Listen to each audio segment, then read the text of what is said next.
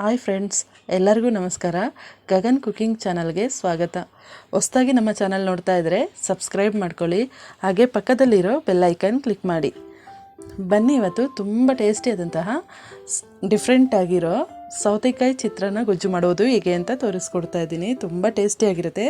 ಈ ವಿಡಿಯೋ ನೋಡಿದ ಮೇಲೆ ನೀವು ಕೂಡ ಟ್ರೈ ಮಾಡಿ ನೋಡಿ. ಹಾಗೆ ವಿಡಿಯೋನ ಸ್ಕಿಪ್ ಮಾಡಬೇಡಿ, ಕೊನೆ ತನಕ ವಿಡಿಯೋ ನೋಡಿ.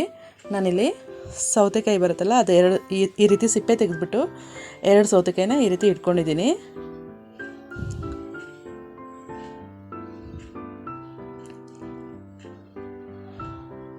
ಈರುಳ್ಳಿ ಒಂದು 3ರಿಂದ 4, ಹಸಿಮೆಣಸಿನ್ಕಾಯಿ ಒಂದು 7ರಿಂದ 8, ಹಾಗೆ ಕೊತ್ತಂಬರಿ ಸೊಪ್ಪು ಸಣ್ಣ ಕಟ್ ಮಾಡಿರೋದು ಸ್ವಲ್ಪ, ಹಾಗೆ ಶೇಂಗಾ ಬೀಜ ಒಂದು 25 ಗ್ರಾಮ್ ಅಷ್ಟು. ಈಗ ಮಾಡೋದು ಹೇಗೆ ಅಂತ ನೋಡ್ಕೊಳ್ಳೋಣ. ಈಗ ನಾನಿಲ್ಲಿ ಸೌತೆಕಾಯಿ ಎಲ್ಲ ತುರಿದು ಇಟ್ಕೊಂಡಿದ್ದೀನಿ. ಅದರಲ್ಲಿ ಈಗ ನಾನು ಬಾಣಲೆಗೆ ಸ್ವಲ್ಪ ಎಣ್ಣೆ ಹಾಕ್ಕೊಳ್ತಾ ಇದ್ದೀನಿ. ಒಂದು 5ರಿಂದ 6 ಸ್ಪೂನ್ ಆಗೋಷ್ಟು ಎಣ್ಣೆ ಹಾಕ್ಕೊಂಡಿದ್ದೀನಿ. ಎಣ್ಣೆ ಕಾದ ನಂತರ ನಾನಿಲ್ಲಿ ಫಸ್ಟಿಗೆ ಶೇಂಗಾ ಬೀಜ ಹಾಕ್ಕೊಳ್ತಾ ಇದ್ದೀನಿ. ಶೇಂಗಾ ಬೀಜ ಗರಿಗರಿಯಾಗಿ ಫ್ರೈ ಮಾಡ್ಕೊಳ್ಬೇಕು, ಆಗಲೇ ಚಿತ್ರಾನ್ನ ಗೊಜ್ಜು ತುಂಬ ಟೇಸ್ಟ್ ಬರೋದು.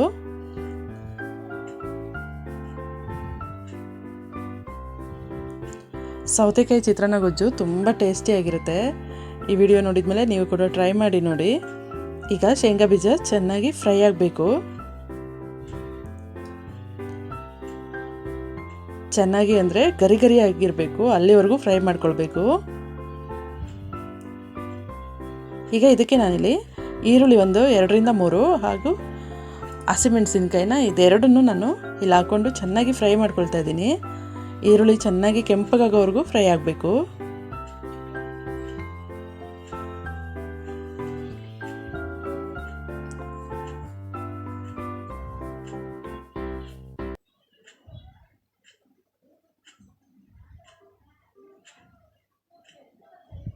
ಹಾಗೆ ಇಲ್ಲಿ ಅರಿಶಿನ ಪುಡಿ ಒಂದು ಅರ್ಧ ಟೀ ಸ್ಪೂನ್ ಆಗೋಷ್ಟು ಅರಿಶಿನ ಪುಡಿ ಹಾಕ್ಕೊಳ್ತಾ ಇದ್ದೀನಿ.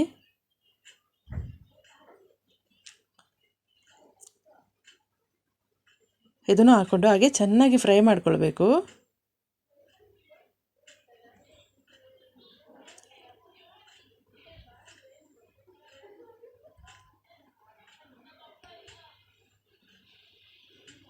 ನೋಡಿ, ಈ ರೀತಿ ಚೆನ್ನಾಗಿ ಫ್ರೈ ಆಗಬೇಕು. ಫ್ರೈ ಆಗ್ತಿದ್ದಂಗೆ ನಾನಿಲ್ಲಿ ರುಚಿಗೆ ತಕ್ಕಷ್ಟು ಉಪ್ಪನ್ನು ಹಾಕ್ಕೊಳ್ತಾ ಇದ್ದೀನಿ.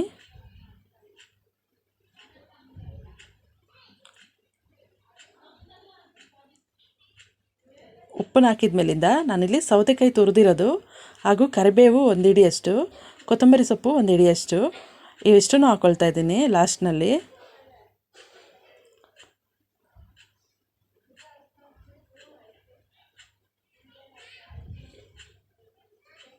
ನೋಡಿ, ಇದು ಚೆನ್ನಾಗಿ ಸೌತೆಕಾಯಿನೂ ಫ್ರೈ ಆಗಬೇಕು.